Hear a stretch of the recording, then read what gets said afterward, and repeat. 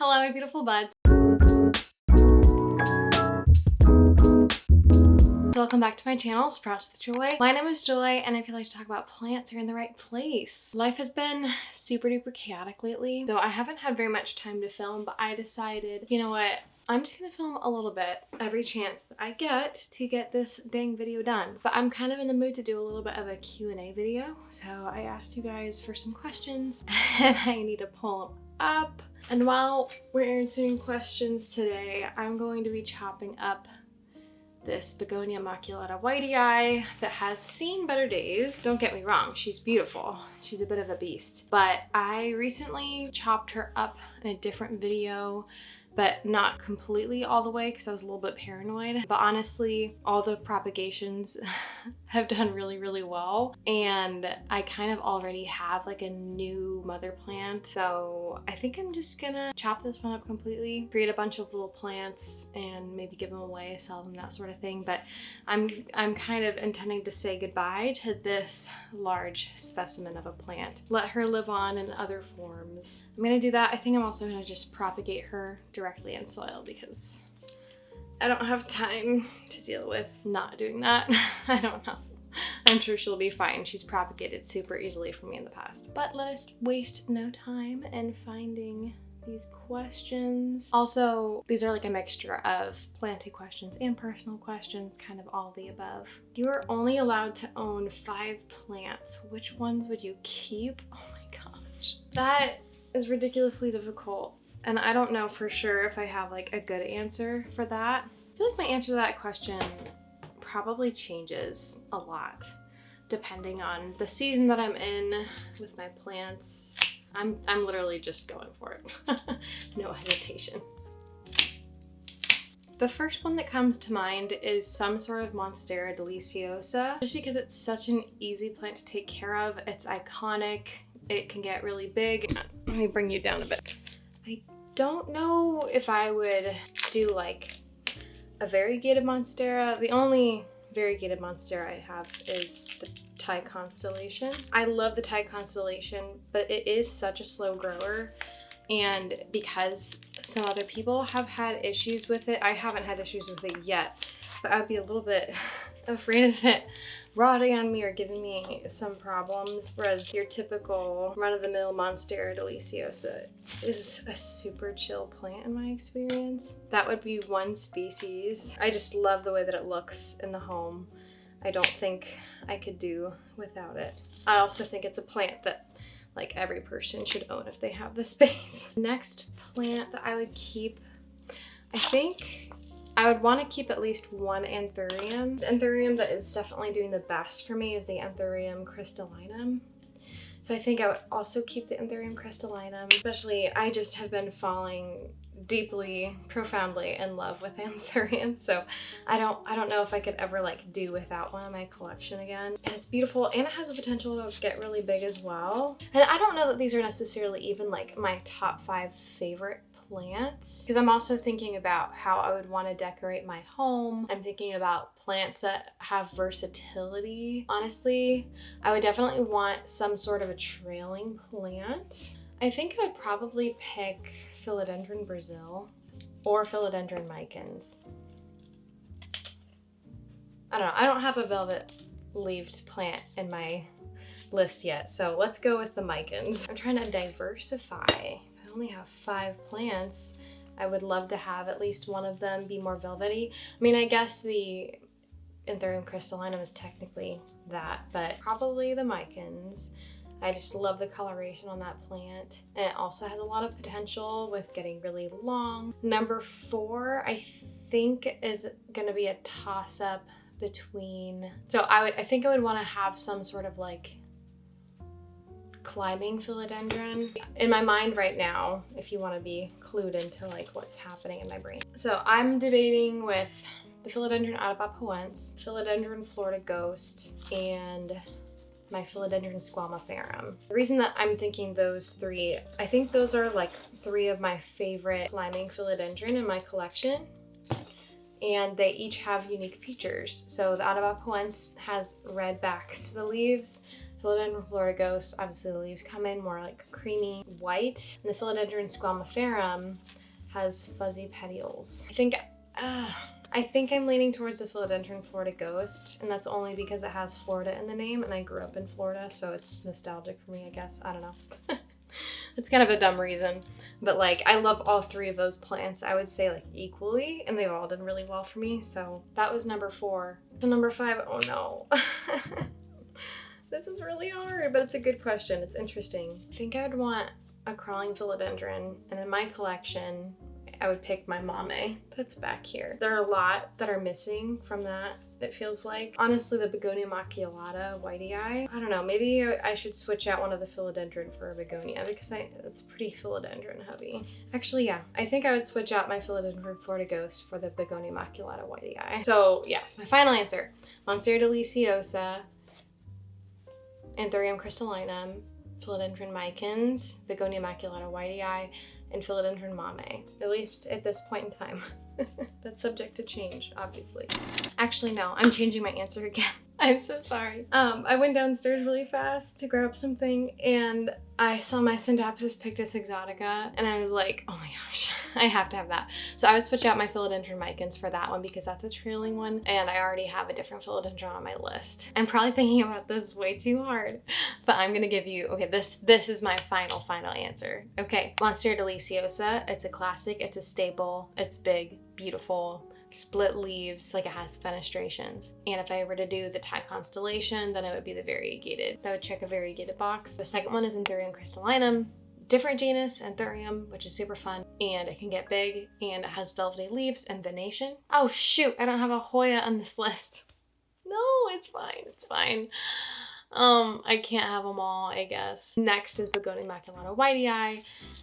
It's unique foliage, it's a begonia, which is a different genus, and it has red backs of the leaves, which is another characteristic that I really, really love in plants. Next one after that is my Scindapsus pictus exotica instead of Philodendron micans, which was my previous selection, because then you get like some of the silvery foliage, Scindapsus, which is a different genus. The last one was the Philodendron mame, which checks the philodendron box. It's a crawler. It also has silvery foliage, but it has like those big pillowy heart-shaped leaves, which I love.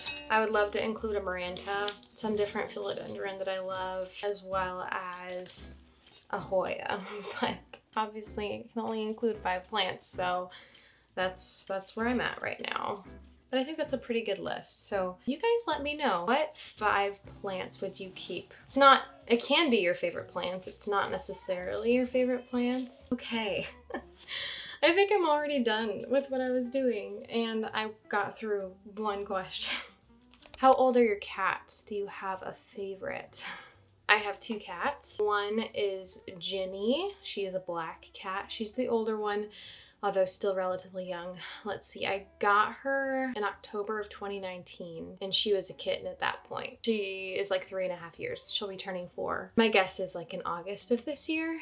And then Alphonse is only about a year younger than she is, so he's like 2.5.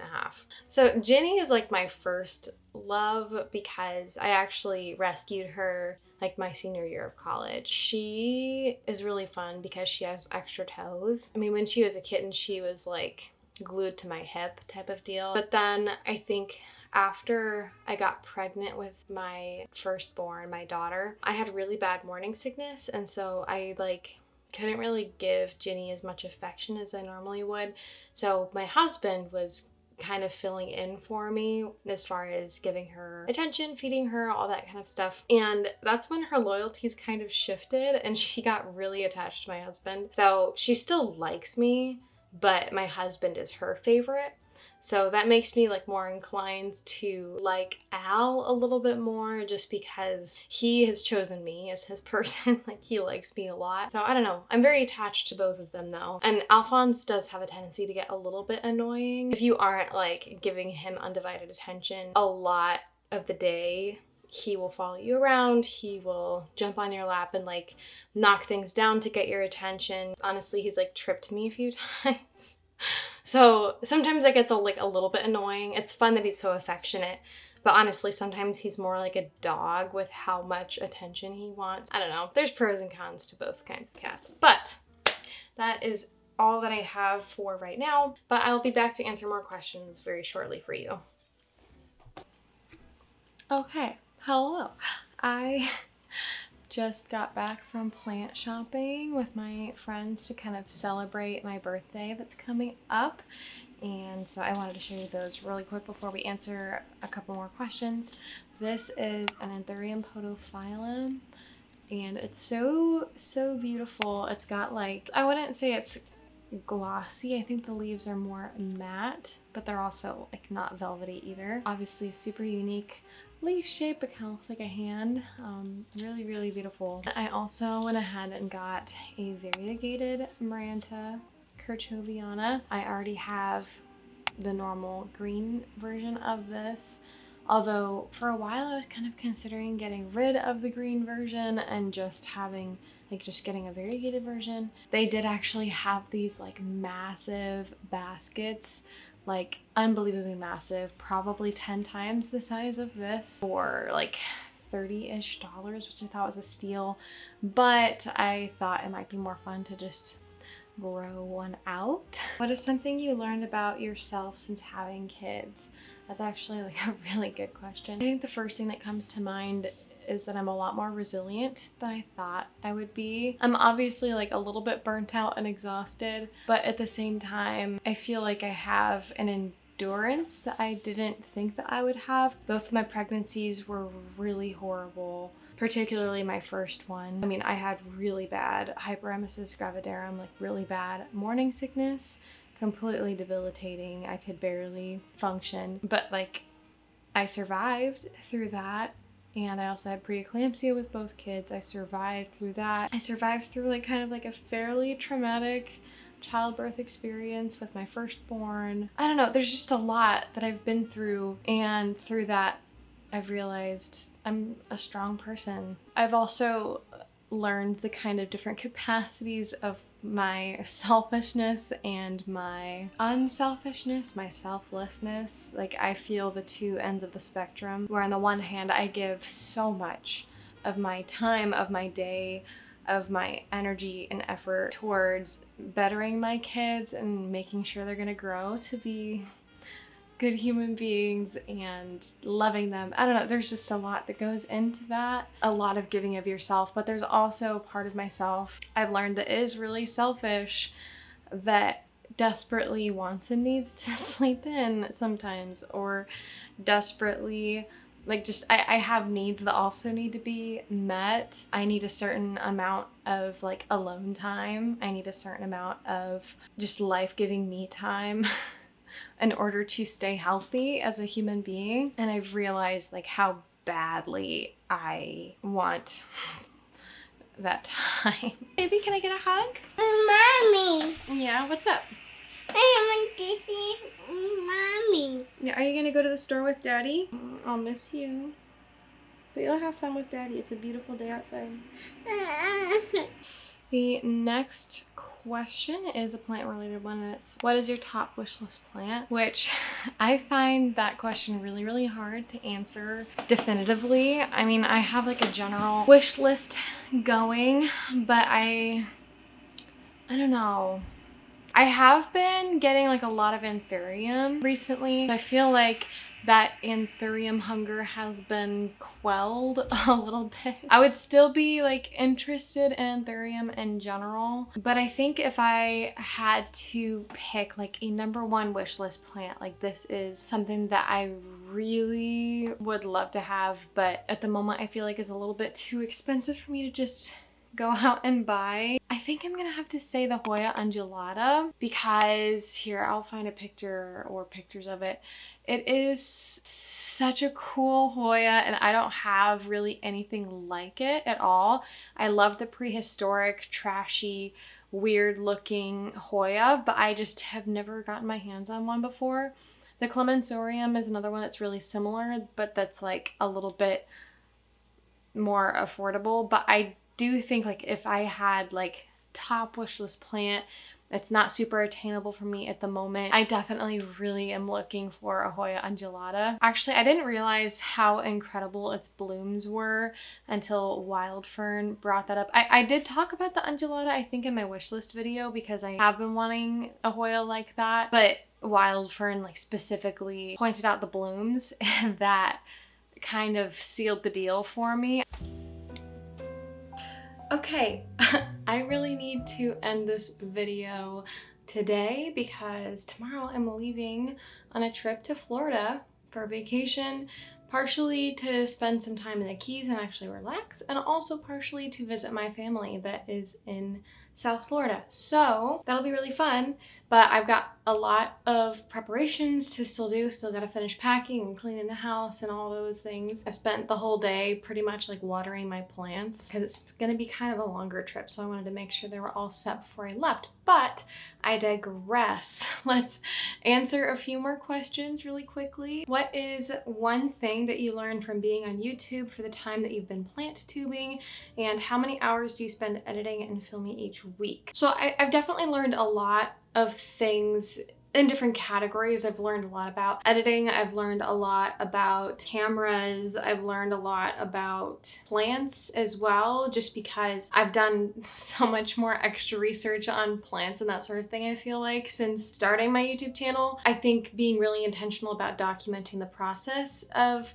my plants has helped me to be more informed. It's motivated me to do more research, made me be a little bit more analytical in my approach to taking care of my plants, if that makes sense. Because I'm always thinking about, okay, what am I learning and how can I share this with other people, with you? I think one of the biggest areas I've actually grown in, at least this past year, when it comes to filming videos, is having an editing eye, if that makes sense. So it's like I film things and I interact with the camera and I speak with this internal editor. Like I'm always thinking about, okay, how am I going to edit this in the video? How am I going to tell this story? You know, and sometimes I mess up words and phrases and I repeat myself and that sort of thing, but I do so in such a way that I'm aware of like what the flow is going to be like when I edit it later. And same thing with the kinds of shots that I'm getting. So I don't know, I feel like I'm getting better at the storytelling process and the editing process because I'm getting better at filming with editing in mind. Nothing sucks more than sitting down to edit and really wishing that you had said something differently or captured something differently and there's missing pieces, but oh well, you didn't get a good shot in the moment and that plant is already repotted, so you can't really redo it. And then how many hours do you spend editing and filming each week? It definitely depends on how ambitious I am because I'm not doing YouTube full time. This is very much so a side gig, it's a hobby. My loose goal and my internal goal for myself is to put out 6 videos a month. So roughly 1 to 2 videos a week, depending on how busy I am. So if I can get out like 8 videos in a month, oh my gosh, I feel so good about myself.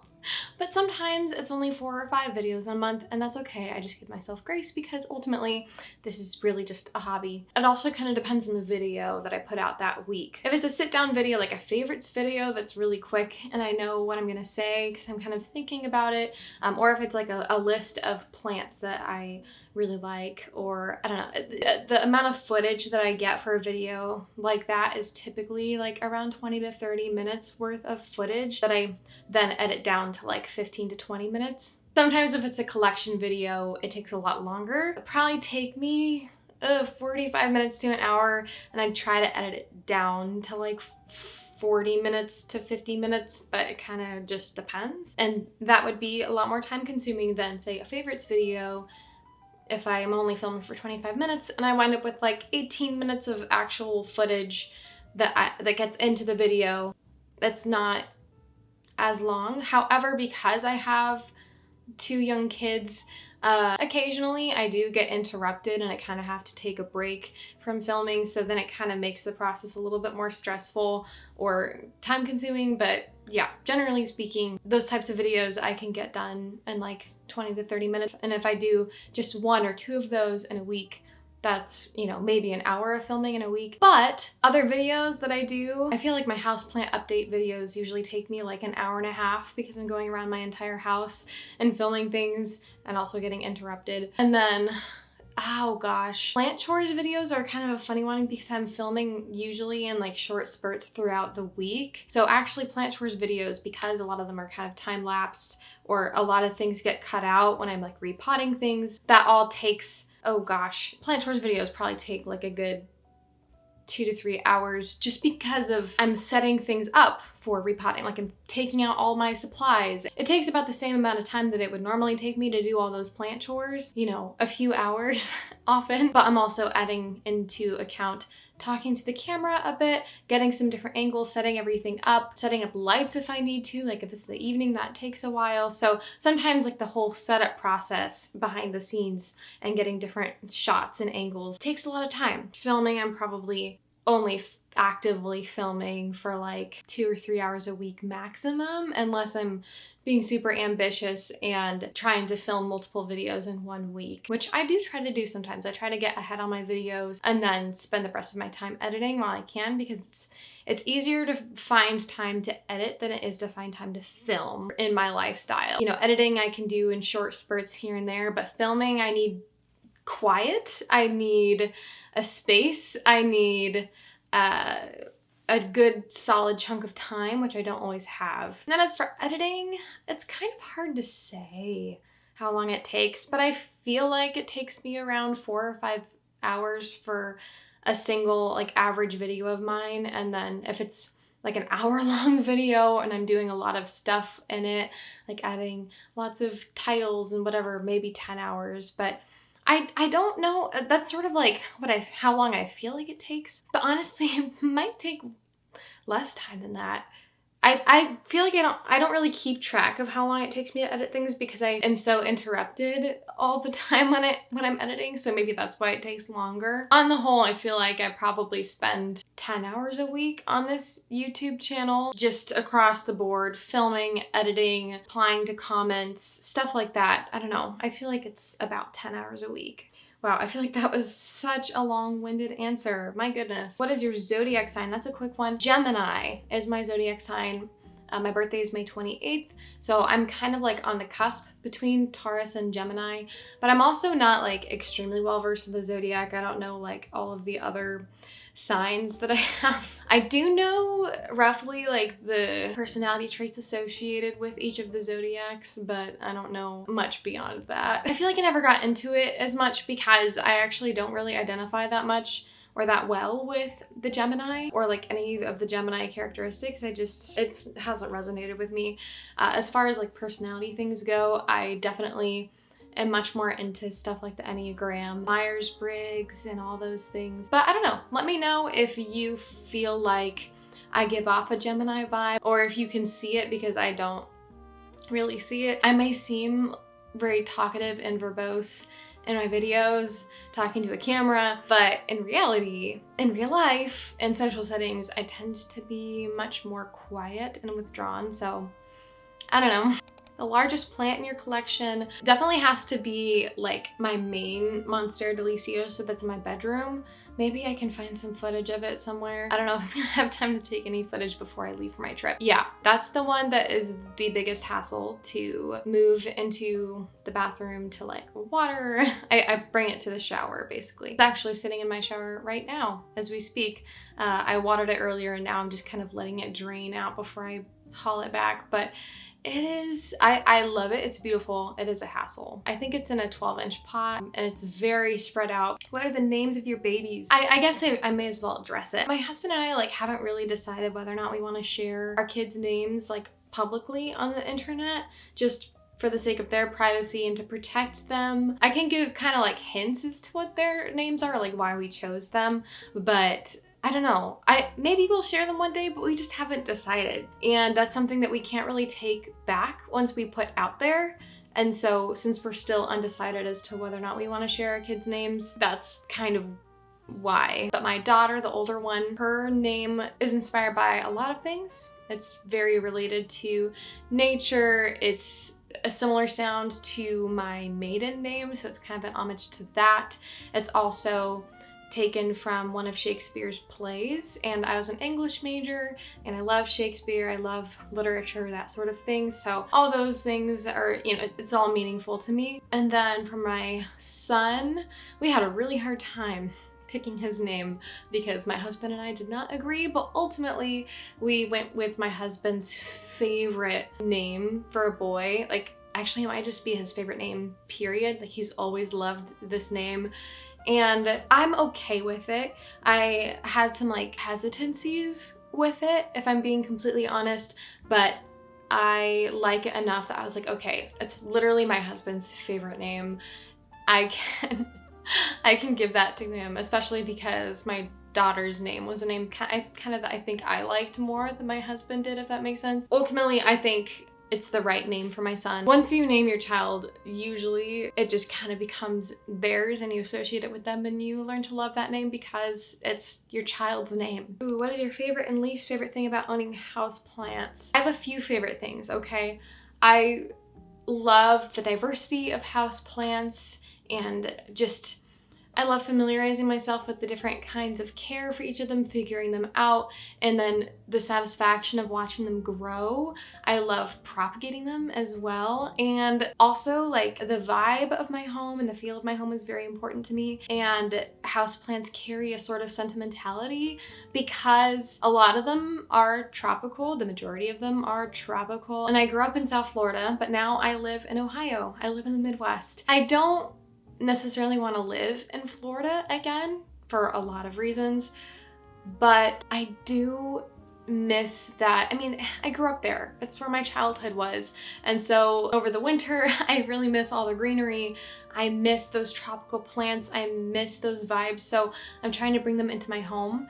And I don't know, something about it is very nostalgic to me and it feels correct. Least favorite thing? This is the first thing that comes to mind, so I'm just gonna say this is what it is. If I thought more about it, maybe I would have a different answer. But because I'm living it right now, trying to leave for vacation with a lot of plants is really stressful. Not gonna lie. I've spent all week worrying about it because we're gonna be gone for like 10 or 11 days or something like that. We actually are gonna have someone staying at the house because she needed a place to stay in the area, and it kind of worked out perfectly because we're gonna be gone anyways. But like, I'm a person that doesn't want to inconvenience other people. She's already gonna be taking care of our cats, doing cat litter, all that stuff. And so I don't want to burden her too much, but also there's a part of me that's like afraid of giving that up and trusting someone else with my houseplants. So I'll probably FaceTime her like halfway through the week. We'll go around and I'll tell her which plants to water. But still, like, even that, it's such a mental burden and a mental weight to think about which plants are going to need to be watered. And even, I know there are some systems, like Becca de la Plants has a system where like she color codes plants with popsicle sticks, but even that is just like way too much for me to even think about. My houseplants, I don't have them on a schedule exactly. I just know my plants. It's a very natural and organic thing. I take care of them. I know what they look like when they need to be watered. I know what the soil feels like, what the pot feels like. And trying to explain that to another person, I don't know. Me and my houseplant care is a very intuitive thing. Yeah, trying to bring another person into that to take care of my plants just feels very jarring and intimidating to me, and it's stressful. A favorite snack? Oh my gosh, this changes all the time. But the first thing that comes to my mind actually is like pita crackers or like some sort of cracker and goat cheese and pickled red onions, like all together. So freaking good. I also love chocolate covered strawberries. I love chocolate banana smoothies. I love like Cape Cod chips. Those are just a few snacks that I enjoy. Also anything with peanut butter, like ooh, peanut butter and dates and honey and almonds all together is also really good. Also add like banana to that. Oh, sorry. I'm actually quite hungry. I haven't eaten dinner yet and it's almost 8 o'clock. I made dinner, but I ran upstairs afterwards to film this video while my children were asleep and while it was still daylight. Other hobbies outside of plants, I would say anything art related. So I love drawing, love painting, love photography, love all that stuff. My job as of right now is like graphic design and communication, so that kind of wraps into that. I also love reading and writing, hence my English major. I have always been a huge bookworm. As of right now, I have not been able to read nearly as often as I would love to. My pace of life is not very forgiving to like sitting in one spot, so I've been doing a lot of audiobooks, but it's not my favorite thing in the world. It takes me a while to get into them, if that makes sense. I love to sing. I love music. I play a baby amount of piano and a baby amount of guitar and like violin, but not a whole lot. My main thing is singing. I did a lot of musical theater, and in church I was always part of worship teams and stuff like that, so love to sing. I also enjoy video games. Not like an exorbitant amount, but in particular I've always really liked stuff like Pokemon, Zelda. My favorite game of all time is Zelda Breath of the Wild, and I also really love Tears of the Kingdom now that I've been playing that here and there when I get the chance. That's the sequel to it. So I really enjoy video games, but specifically like open world video games, RPGs. So I really loved all the Final Fantasy games, Kingdom Hearts, anything Square Enix or Nintendo. That was like right up my alley. And yeah, other than that, I just like being outside. I like hiking, I like nature, I've been trying to get into running and exercising more, but that's a work in progress. So yeah, I think those are the main ones. I think I'm gonna have to end with this question because I can't, I don't have enough time to answer them all. Coffee or tea or none? My first choice is definitely coffee, particularly, I mean, I love espresso drinks, so lattes are a huge go-to. I have an espresso machine that I love. That's probably my favorite wedding gift that we got, was an espresso machine. I usually go for like a mocha or something like that because I love chocolate. But I also do enjoy tea. I love matcha lattes and also just tea in general. I will always drink tea, iced or hot. All the above. I love it all. Let's end it here. I love you guys. Thank you so much for watching this video and bearing with the personal questions as well as the planty questions. I really find it just an honor that you guys even care about my personal life to any degree, because I'm just a person on the internet. I hope that you guys have a wonderful and blessed day. Bye-bye!